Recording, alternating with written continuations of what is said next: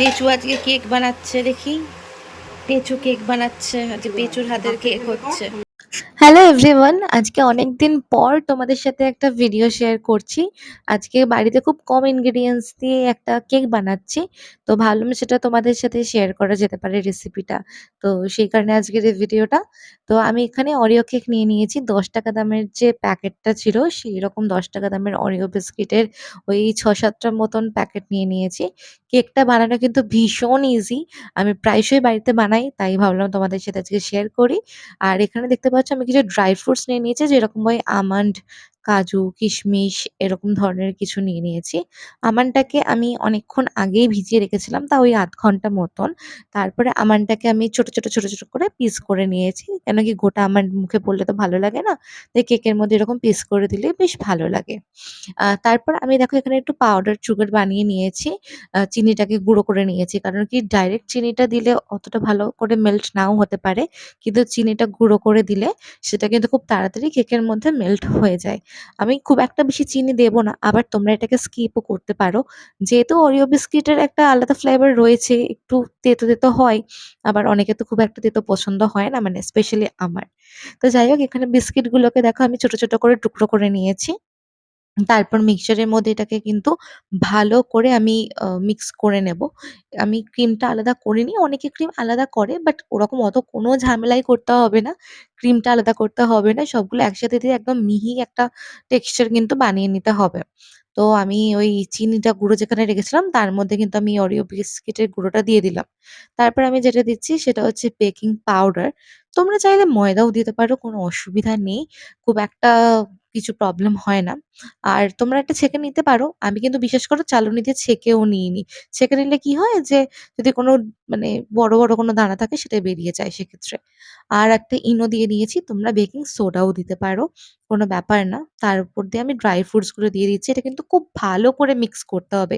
মিক্সিংটাই কিন্তু main, others হাতে গোটা তেমন কিচ্ছুই নেই এর মধ্যে।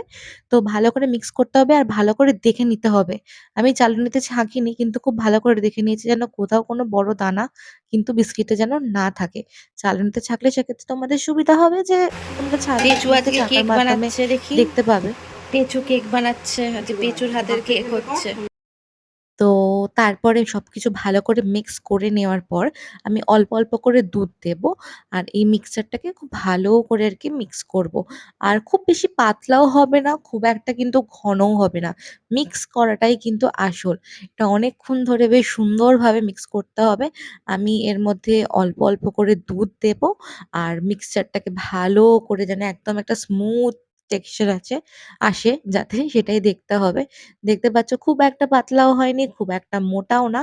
এরকম একটা টেক্সচার আসতে হবে। তোমরা যারা মিষ্টি না দিতে চাও তারা কিন্তু স্কিপ করতে পারো। আর আমি ড্রাই ফ্রুটস খুব যে বেশি দিয়েছি সেটাও না। তোমরা চাইলে সেটাও স্কিপ করতে পারো, ড্রাই ফ্রুটস নাও দিতে পারো। এই কেকটা আমার ভীষণ ফেভারিট। আমি বাড়িতে তো প্রায়শই বানাই। বিশ্বাস করো, এটা তোমরা বানিয়ে ফ্রিজেও রেখে দিতে পারো বা এমনি স্টোর করতে পারো। তো আমাদের যেহেতু কেক ওভেন রয়েছে তাই আমরা কিন্তু আর মানে কুকারে বা মাইক্রোওয়েভে করছি না। আমরা সবসময় কেক ওভেনেই আরকি সাধারণত কেক করে থাকি। তো মিক্সচারটা ভালো করে মিক্স করা হয়ে গেল। তারপর কেক ওভেনের যে পাত্রটা রয়েছে সেটাতে ভালো করে একটুখানি ঘি ব্রাশ করে নিচ্ছি। তোমরা হোয়াইট অয়েল বা ভেজিটেবল অয়েল যেটা সেটাও দিতে পারো। এর উপর দিয়ে ময়দা দিয়ে দিলে কি হয়, যখন তোমরা কেকটা তুলবে তখন আর গায়ে লেগে থাকবে না। কিন্তু ময়দাটা আমার আর দিয়ে ঝেড়ে নেওয়া হয়নি। অসুবিধা নেই কোনো। ঘি বা তেল লাগিয়ে দিলেও তোমার খুব ভালোভাবে কেকটা উপরে উঠে আসবে। তো এই যে পাত্রে রেখে দিয়েছি।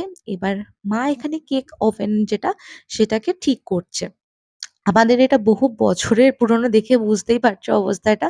তো মা যখনই কেক বানায় তো তখনই এই ওভেনেই বানায়। আর এখন আমি আসলে এই ওভেনটাতেই কেক বানাই। তো তোমরা চাইলে প্রেসার কুকারেও করতে পারো বা মাইক্রোওভেনেও করতে পারো। কোনো ব্যাপার না, হাতে গোড়া কিছুই নেই এটার মধ্যে, খুবই ইজি একটি কেক। আ তো এখানে তোমার ওই ২০-২৫ মিনিট মতন আরকি এটা হিটটা হতে দেওয়া হবে। তো দেখো এখানে না আমার অনেকটা বেঁচে গেছে। তো আমি আরেকটা কেকও তাই জন্য বানাতে পারবো এটা দিয়ে। তো একটুখানি হয়ে গেলে যখন সুন্দর গন্ধ ছাড়বে একটুখানি কাঁটা চামচ ঢুকিয়ে দেখতে হবে। যদি না লেগে যায় তাহলে বুঝবে যে তোমার কেকটা একদম রেডি। তো দেখতেই পেলে এটা ভীষণই সহজে তাড়াতাড়ি আ বাড়িতে বানানো যায়। তাই তোমরা চাইলে কিন্তু ইজিলি ঘরে এটাকে বানাতে পারো এবং বাড়ির সকলে মিলে এনজয় করতে পারো। আজকের মতন টাটা, দেখা হচ্ছে নেক্সট ভ্লগে।